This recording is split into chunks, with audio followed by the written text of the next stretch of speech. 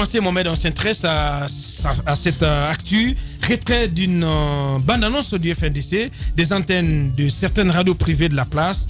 Que s'est-il passé, Mohamed? Alors, on a envie de comprendre. C'est une bande-annonce qui passait déjà depuis quelques temps, déjà depuis environ 2 semaines.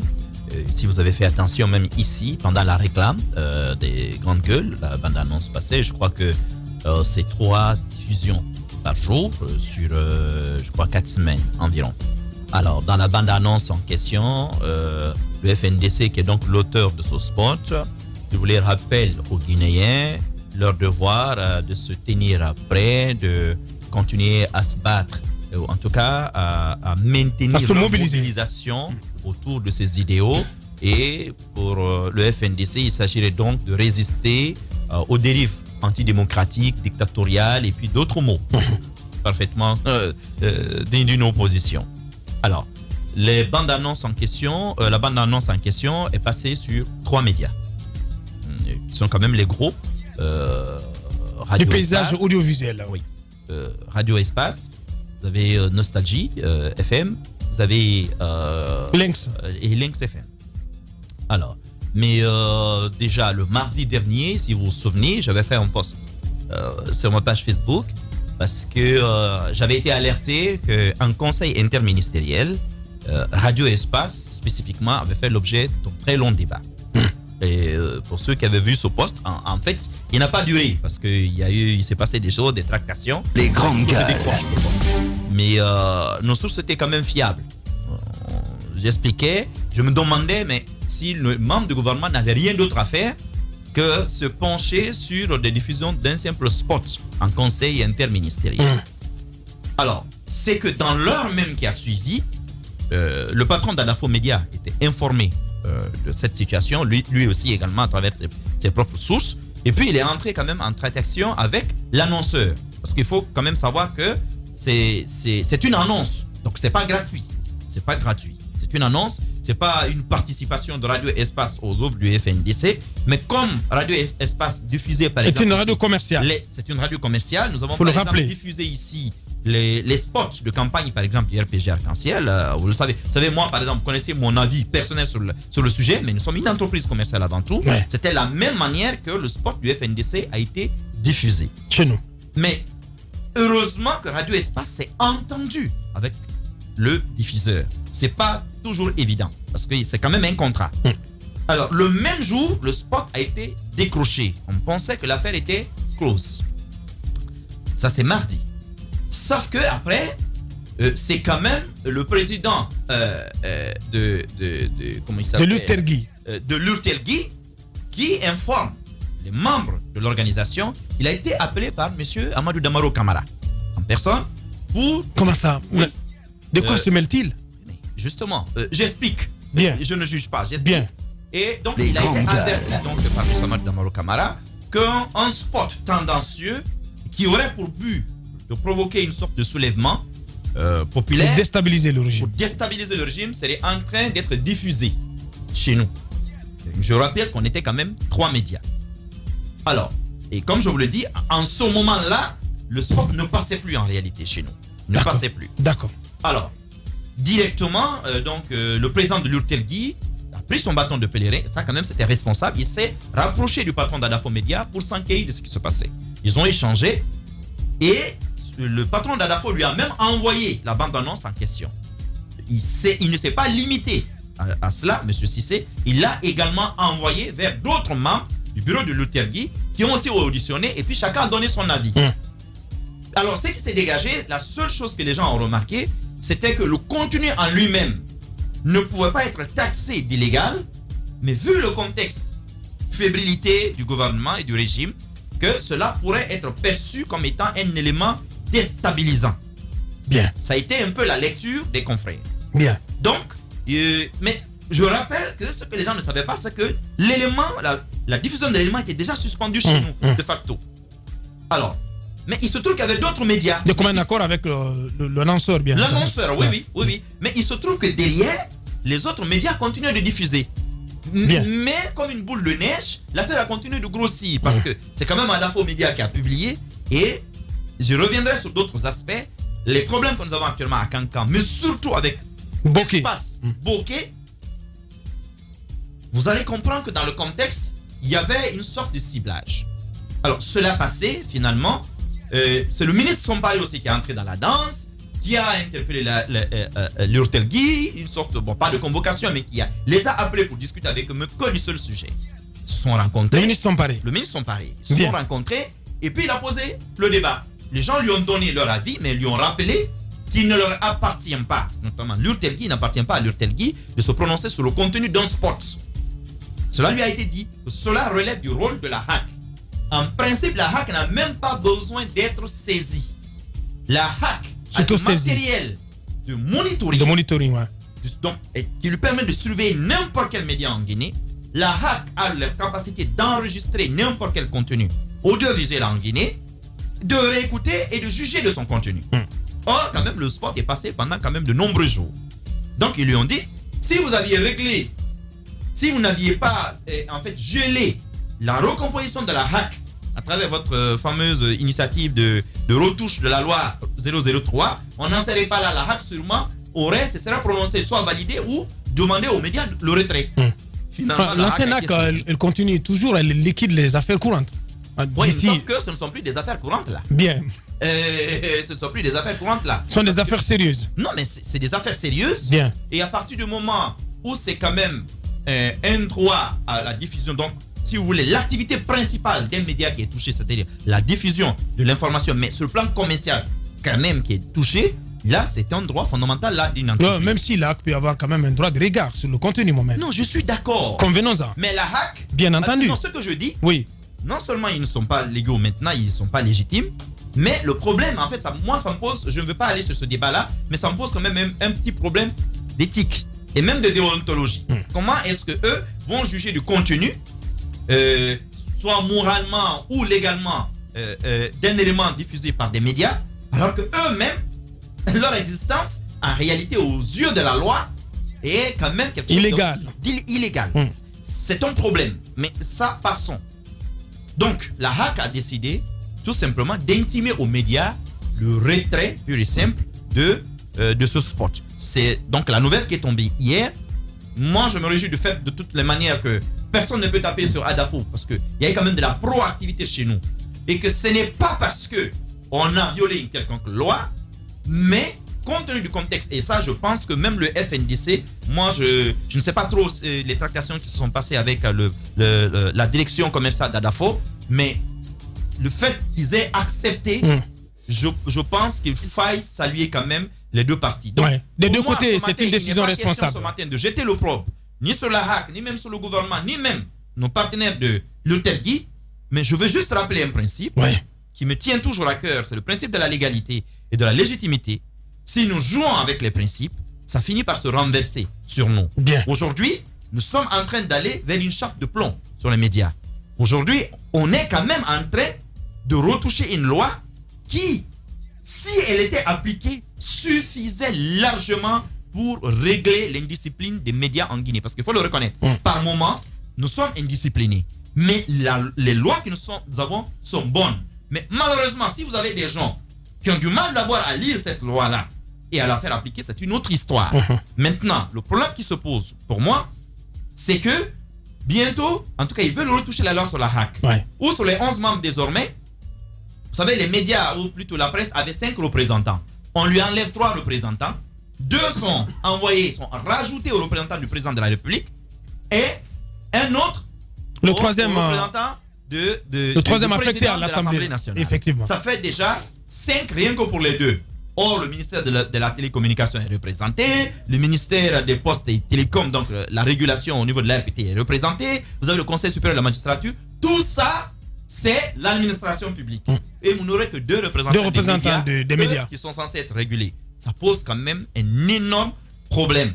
Il y a le Covid-19, mais je crois que là, Amnesty International et RSF avaient lancé une alerte. Il y a 2 mois, avaient lancé une alerte sur ce qu'ils appelaient le Covid-19 liberté de la presse. Bien. Covid-19 liberté de la presse parce qu'ils rappelaient 2 articles. L'article 19 de la Déclaration universelle des droits de l'homme qui consacre la liberté d'expression et la liberté de la presse, et cela sous tous les supports, mais aussi l'article 19 si vous voulez, du traité international sur les droits civils et politiques également, qui fixe ce droit-là, mais en limite également son application. Et les limites sont connues. Or, quand vous regardez ces traités internationaux qui sont même rappelés dans le préambule de notre constitution, vous vous rendez compte qu'aujourd'hui, c'est une décision qui est beaucoup plus politique que légale. Bien, Mohamed, merci. Bassiko, vous en pensez quoi, cher ami? Moi, j'ai une autre lecture. Moi, j'ai une lecture. Et c'est un musulman programmé de la presse qui a commencé. Il faut qu'on soit très clair. Vous avez écouté la bande-annonce ou pas? Oui, j'ai écouté. Moi, j'ai écouté. Vous pensez que... Qu'est-ce que vous pensez du contenu? Moi, je ne crois pas que ce contenu soit de nature à pouvoir menacer la paix, la stabilité. Moi, je me rappelle que à l'approche des élections présidentielles ici 2015 ou encore des élections communales et puis d'autres mobilisations plus importantes ici concernant la gouvernance d'Alpha Condé, eh bien on a entendu pas mal de spots, pas mal de communiqués ici appelant les militants, notamment de la mouvance, à se rassembler, à réserver un accueil chaleureux au président Alpha Condé. Il y a eu des bandes d'annonces, il y a eu des spots publicitaires, il y a eu pas mal de choses concernant ça. Aujourd'hui, le FNDC est quand même dans un combat, c'est celui de défendre la constitution de mai 2010. De mai 2010 et puis aussi s'opposer également à un troisième mandat pour le président Alpha Condé. De quoi le président de l'Assemblée nationale d'Amaro se mêle, il n'est pas quand même la HAC. Moi je pense qu'il appartient à la HAC d'interpeller, notamment même pas l'Utelgui, mais directement les médias concernés. Les médias concernés pour discuter avec eux. Mara l'a rappelé, nous sommes une entreprise commerciale. Je ne trouve pas de problème qu'on puisse diffuser des spots, des communiqués, notamment allant dans le sens de la déstabilisation du régime en place. Du régime en place. Si le contenu n'est pas illégal, si le contenu n'est pas immoral, moi je ne crois pas. Illégal et immoral, il n'y a pas de problème. Mais bizarrement, je vous rappelle quand même que chez nous, il y a des musiques qui passent sur les médias, mais dont le contenu est obscène. Bien. Mais vous n'entendrez jamais les pouvoirs publics, le jour où ils sont allés chercher cet article camerounais ici qu'on appelait coller la petite, vous vous souvenez, je m'étais insurgé contre ça, et un membre du gouvernement m'a dit nous préférons coller la petite que... J'ai dit, je ne veux pas dire le reste. Bien, Mohamed, on se calme. Bien, mais il y a du scène aussi sur les médias. Parce que moi l'implication de on va interpeller le ministre Samparis. Il faut quand même qu'il nous dise, mais... pourquoi interpeller, convoquer l'implication de Damaro tout ça.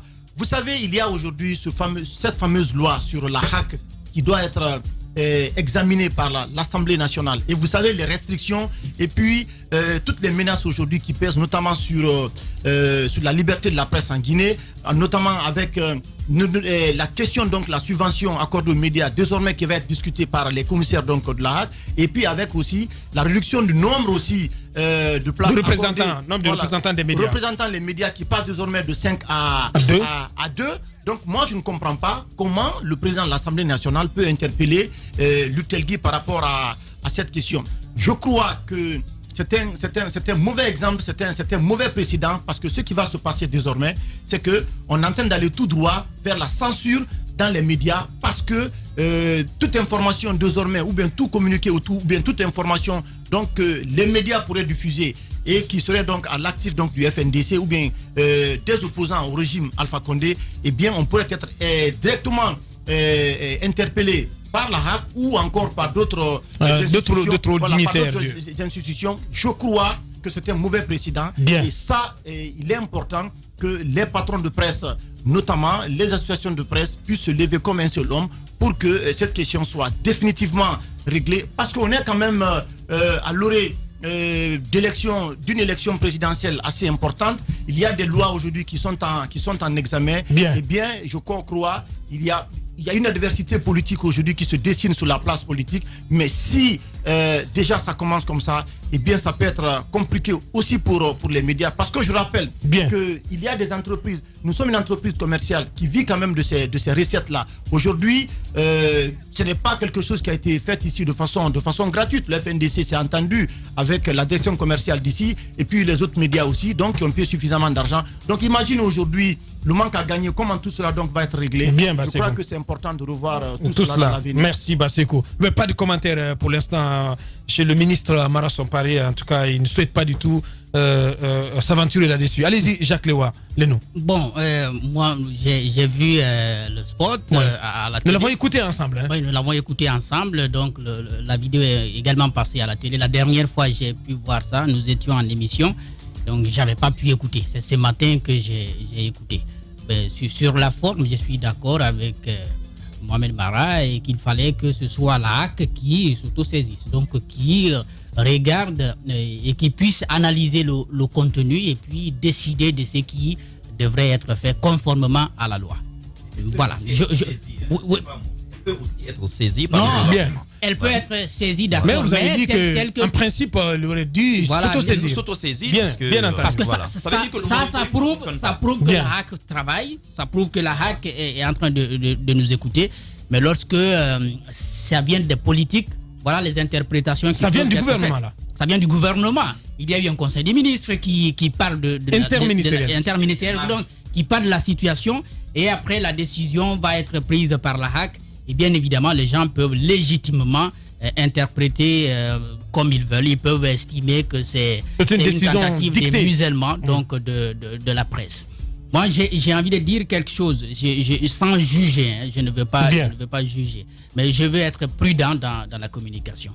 Je ne pense pas que ce soit forcément une tentative des musulmans, je ne le pense pas. Parce que nous avons... Jacques. Non, mais j'ai dit, je ne le pense pas. Je vais donner des éléments. Bien, on vous écoute. Parce que nous couvrons les activités du FNDC. Depuis que le FNDC manifeste, nous les couvrons. Nous couvrons les manifestations, nous couvrons les conférences de presse, les déclarations. Et parfois même, nous n'enlevons pas ce qui, à mon avis, dérange le gouvernement. Nous les mettons. Et nous continuons à le faire. Et je ne crois pas, en tout cas, ma foi, je ne crois pas qu'un média ait été interpellé pour l'avoir fait. Mais les spots sont aussi encadrés par la loi sur la liberté de la presse. Cette loi, bien entendu, qui est en discussion. Donc, ce matin, quand j'ai lu la vidéo, je suis allé parcourir la loi. Je suis tombé sur 2 articles qui m'ont interpellé. Je ne dis pas que les 2 articles condamnent tacitement ou clairement le spot du FNDC, mais il y a matière, n'est-ce pas, à analyser. Que je crois les connaisseurs du droit peuvent bien entendu. Que disent ces articles? L'article 34 dit ceci. Le contenu des messages publicitaires doit être conforme aux exigences de décence, de moralité, de véracité et de respect des valeurs et traditions nationales. Il ne doit en aucun cas porter atteinte à la dignité et à la considération de la personne humaine. Il ne peut porter atteinte au crédit de l'État. Et l'article 36 parle qu'il est interdit de publier à travers un message publicitaire des scènes de violence ou une incitation à la violence. Donc, ça, c'est un article complet qu'il faut parcourir. En tout cas, les spots publicitaires sont encadrés. Il y a des messages que vous pouvez mettre dans les spots publicitaires. Il y a des messages que vous ne pouvez pas mettre. Que vous ne pouvez pas mettre. Mais encore une fois, je ne suis pas juriste, donc je ne suis pas dans l'interprétation de la loi. Mais les 2 articles m'ont interpellé. Les dispositions sont claires. Les dispositions sont claires. Donc, lorsque j'ai lu la vidéo ce matin, je l'ai relue d'abord, ensuite nous l'avons relue ensemble. J'ai entendu des messages et je les ai comparés avec ces articles. Je me suis dit que peut-être les commissaires peuvent, au regard de ces 2 articles, décider, bien entendu, de mettre en cause ce message publicitaire. Ce n'est pas pour... C'est bien dit, mettre en cause. Voilà, mettre en cause. Donc voilà, c'est comme ça que j'ai pensé cela. Parce que si on va à la conclusion selon laquelle cette démarche ou de cette décision de la HAC qui a été auparavant, si vous voulez, voulue par le gouvernement, est une tentative des musulmans, une tentative des musulmans de la presse, je ne dis pas que c'est forcément cela. Voilà, c'est ma lecture Et c'est ce que je vois. Ouais, je pense c'est assez responsable. Et je pense que faut rester prudent. Je pense que les responsables de médias ont été aussi compréhensifs. Ils ont décidé de retirer tout simplement. Je souhaite que le FNDC ait la compréhension. Et la même compréhension, oui, parce que je crois que c'était déjà le cas, parce que chez Adafo, déjà comme un accord avec le FNDC, donc l'annonceur, le spot, la diffusion du spot a été suspendue. A été suspendue, oui, bien entendu. Très belle analyse, Jacques. Allez-y, Antoine, pour clore. Je crois que cela interpelle forcément les patrons de presse, surtout les services commerciaux qui reçoivent parfois les spots publicitaires. C'est toujours important de vérifier, de farfouiller les contenus avant diffusion et de commun accord bien sûr avec les rédactions afin de voir ce qui est diffusable et ce qui ne l'est pas. Et parfois, il faut quand même reconnaître que parfois, cette vérification n'est pas très évidente. Cela peut arriver. Mais Mara... Ça doit se faire à l'aune de la loi. Oui. Mara a une chose qui ce matin m'interpelle par rapport à l'immixtion de Damaro dans cette histoire. Vous savez que depuis quelques jours, nous parlons d'un problème. Justement. On a fait écouter le spot au Premier ministre et tout est parti de là. Voilà. Parce que là, lui, il a carrément explosé. Le sujet s'est imposé en conseil interministériel mardi dernier. Le cas de Damaro m'interpelle particulièrement parce que, rappelez-vous, depuis quelques jours, il y a un souci entre Damaro et le FNDC. Et je me dis que c'est cet élément, c'est-à-dire ce bras de fer qui a opposé Damaro à Sano, autour de l'invitation ou pas, de son invitation ou pas à Vienne, forcément laisse des goûts amers au président de l'Assemblée nationale. Apparemment, il peut estimer que le fait que le FNDC ait saisi une union internationale à son sujet, ça peut l'amener parfois à désormais aller en guerre. Engager des représailles. On connaît Damaro, on sait que c'est quelqu'un qui n'aime pas se laisser marcher dessus, qui dit ce qu'il pense, et désormais peut se voir en guerre contre le FNDC et peut se dire mais que... ça n'a pas commencé aujourd'hui. Non, justement. C'est depuis tout le temps. On regarde son statut actuel, on peut estimer que désormais il a des droits de réserve. Et à la différence, bien sûr... Ouais. Mais Damaro reste un politique, entre guillemets, un animal politique. Je vous assure. Non, mais ça n'a rien à voir avec sa fonction, son statut. Non, mais je suis d'accord, mais je rappelle simplement que l'homme reste un combattant politique qui est offensif. Mais non, je n'ai pas dit qu'il est dans son rôle, mais il est dans l'offensive politique. Il va jamais cesser de le faire. Ouais. Donc cette forme d'immixtion, à mon avis, cool, présage un peu le rôle que jouera Damaro dans les jours à venir sur l'échiquier politique. J'estime qu'il n'aura pas la même posture que son prédécesseur qui a complètement disparu des radars. On va revenir sur son cas peut-être très bientôt. Mais ce qu'il faut dire de Damaro, c'est que cette forme d'immixtion interpelle et je me dis que le FNDC dans les jours à venir aura maille à partir avec Damaro. Et pour le cas de tout ce qui a été dit autour de ce spot publicitaire, j'estime encore une fois, désormais il faudrait que les médias fassent preuve d'attention, de responsabilité. Donc, la décision de l'AC, c'est une décision responsable prise par l'AC. De commun accord avec la presse, j'estime qu'il n'y a pas lieu de s'alarmer. Au regard des textes qui ont été présentés, pour moi, il n'y a pas assez à reprocher à la décision. Mohamed Mara, pour clore. Alors, je partage l'analyse de Jacques par rapport au contenu. C'est pour cela qu'au début, je vous disais, je ne veux pas juger.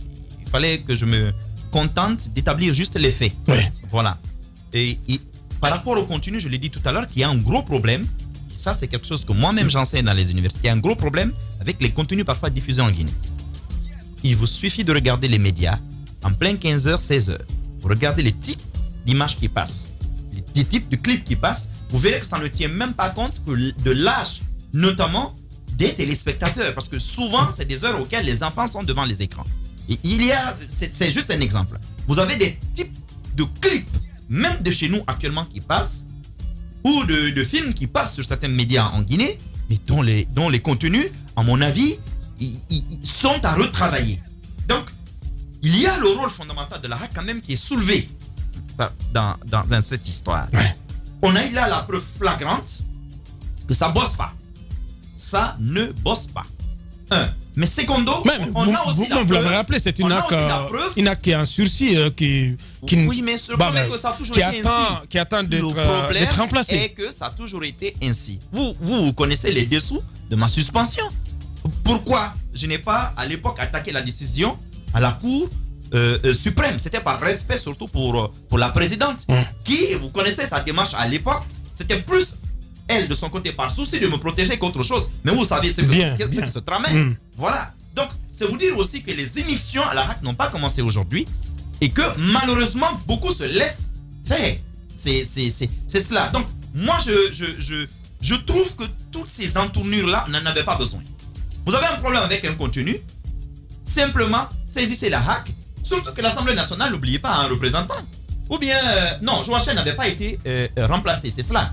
C'est vrai. Oui. Joachim n'avait pas été remplacé. Mais à partir du moment où vous avez un droit de représentation à la HAC, ça veut dire que vous pouvez les toucher. Et d'ailleurs, les modes de saisine de la HAC sont connus, c'est ouvert à tous. Bien. À partir du moment où vous avez intérêt et qu'il y a un préjudice. Maintenant, là où je veux terminer. Bien. Mon problème, encore une fois, c'est que il y a un petit problème moral ou politique que ça va soulever. Le FNDC est enfermé. Si vous voulez, les droits de manifestation et tout est bouclé. Moi, par exemple, je trouve qu'il aurait été plus futé de demander, par exemple, d'ordonner, par exemple, aux médias de retravailler le contenu de l'annonce avec leur annonceur. Si, en fait, ça c'est... C'était bien possible. C'est juste... ouais, c'était bien possible, ouais. En fait, c'est plus futé. Quand on est à la recherche, à la quête de la paix, si vous voulez désarçonner votre adversaire, vous le gagnez de cette manière-là, douce parfois. Le contenu, vous expliquez quelles sont les tâches qui ne collent pas et vous demandez que cela éventuellement soit revu. Merci, moi-même. Voilà. Mais sinon, moi, je l'ai dit, on ne va pas en front. La décision, elle est tombée. Adafo n'ira pas en front seul parce que ça ne sert à rien. On sait comment ça se passe dans cette corporation. Bien. Ça ne nous intéresse pas. Heureusement, nous, notre problème, c'est notre client qui, lui, a été compréhensif. Compréhensif, bien, Mohamed. Le contrat, il a été suspendu et probablement, peut-être, va être revu autrement. Ouais. Mais, je dis, si vous fermez tous les espaces d'expression à votre opposition, il va y avoir un effet boomerang. La seule raison qui a amené cette décision, c'est pas encore une fois une raison légale, c'était une raison politique. Bien, parce qu'ils ont tous dit que le moment ne s'y prête pas. Parce que les gens sont frileux, ça il ne faut pas l'oublier. Merci Mohamed. Bon, oui, je voulais apporter ceci. Je le dis et j'insiste là-dessus. C'était un précédent très fâcheux. Moi, je me rappelle ici des déclarations incendiaires tenues par le même Damaro, qui est le président de l'Assemblée nationale aujourd'hui, lorsqu'il a dit que... Non, attendez, s'il te plaît. Oui, mais le débat ne porte pas sur Damaro. Il s'agit quand même de diffusion d'éléments. Il s'agit de diffusion d'éléments sur quand même les médias. Moi, c'est de ça que je parle. Je me rappelle des déclarations d'Ousmane Gawad ici, d'autres leaders ici. Attends, Antoine, s'il te plaît. Antoine, on se calme. D'autres leaders ici qui ont tenu des propos, des déclarations assez incendiaires. Sur cette question, il y a la responsabilité des rédactions qui sont indexées. Attends, s'il te plaît. Des rédactions qui sont indexées, mais aussi des leaders eux-mêmes qui n'ont pas été suffisamment responsables pour tenir des propos incendiaires, des propos ethnocentriques. Je crois que ce travail-là doit être fait depuis un peu plus longtemps, mais commencer ce travail par, disons, le spot qui a été diffusé par le FNDC qu'on prétend être aujourd'hui subversif.